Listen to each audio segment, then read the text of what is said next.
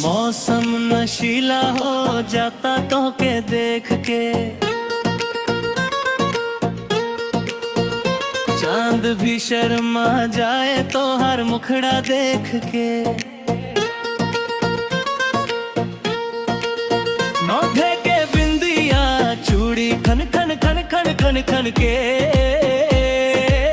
दिलवा हमार धक धक करे तो के देख के।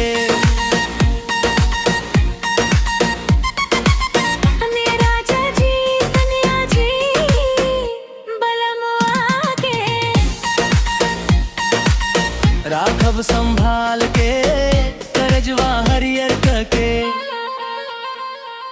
बलमुआ के रखब संभाल के करजवा हरियर के।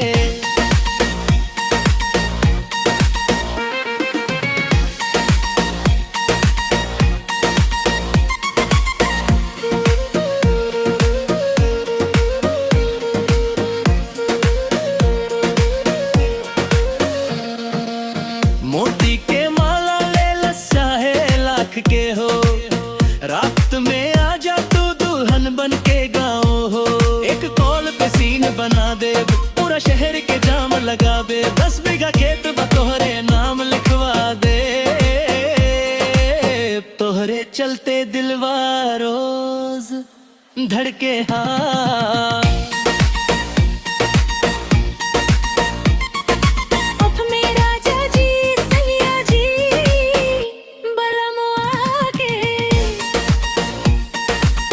राखब संभाल के करजवा हरियर के।